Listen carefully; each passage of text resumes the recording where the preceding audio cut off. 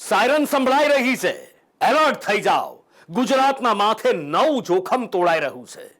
આ જોખમે તેના આવવાના સમાચાર પણ પહોંચતા કરી દીધા છે.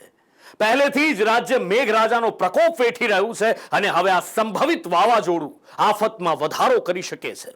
વાવાઝોડું કચ્છના દરિયાકાંઠે ત્રાટકે એ પહેલા એની ભયાનક અસર જોવા મળી છે. માંડવી, અબડાસા, નલિયામાં મુશળધાર વરસાદ વરસ્યો છે. રસ્તાઓ નદી બની ચૂક્યા છે. જ્યાં નજર ફેરવો ત્યાં પાણીનું સામ્રાજ્ય સ્થપાઈ ચૂક્યું છે.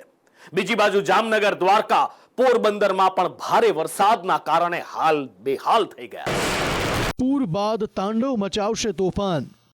48 વર્ષ બાદ ઇતિહાસનું પુનરાવર્તન. ગુજરાત પર મંડરાતો આશનાનો ખતરો. કચ્છના દરિયાકાંઠે ભયાનક વાવાઝોડું ટકરાઈ શકે છે. ડીપ ડિપ્રેશન સિસ્ટમ સાયક્લોનમાં પરિવર્તિત થઈ છે. સૌરાષ્ટ્ર અને કચ્છ તરફ સર્જાયેલી સિસ્ટમ આશના વાવાઝોડું બનશે. આવનારા 24 કલાક ગુજરાતના દરિયાકિનારાના વિસ્તારો માટે અતિ ભારે રહેશે. આ વાવાઝોડાની અસરના કારણે કચ્છ અને સૌરાષ્ટ્રમાં અતિભારે વરસાદ થઈ શકે છે. વાવાઝોડાની સંભવિત અસરના પગલે કચ્છમાં મુશળધાર વરસાદ વરસી રહ્યો છે.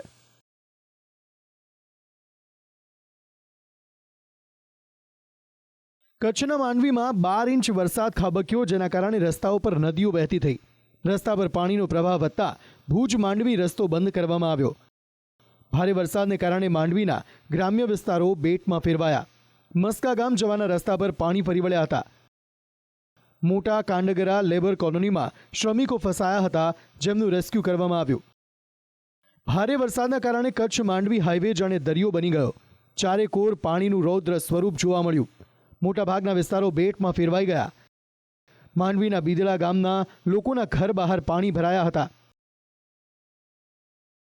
અબડાસામાં જખૌમાં આવેલા કાંઠા વિસ્તારોમાં ભારે પવન સાથે વરસાદ વરસ્યો હતો. કોલીવાસમાં રહેતા 150 લોકોનું સ્થળાંતર કરાયું હતું. અબડાસાના અરજણ પરના માર્ગ પર પાણી ભરાવાથી રસ્તો બંધ થઈ ગયો. વરસાદમાં ખેતરો ગરકાવ થઈ ગયા.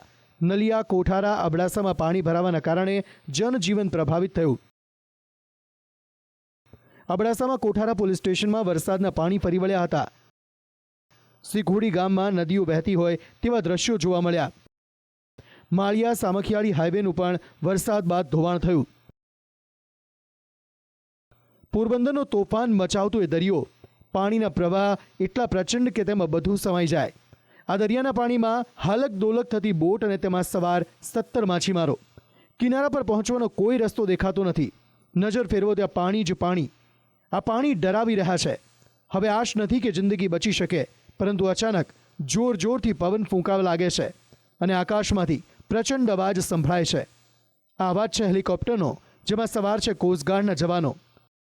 જેમ ફિલ્મમાં મુસીબતમાં હીરોની એન્ટ્રી થાય તેમ અહીં કોસ્ટગાર્ડના જવાનોની એન્ટ્રી થાય છે. ફરક એટલો જ છે કે આ ફિલ્મ નથી, વાસ્તવિકતા છે.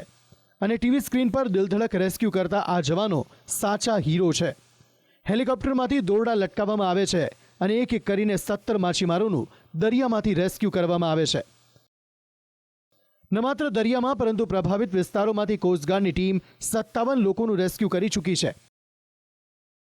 જુઓ, જ્યારે જનતા મુસીબતમાં હોય છે ત્યારે કેવી રીતે જાંબાઝ જવાનો એક એક જિંદગીને બચાવતા હોય છે.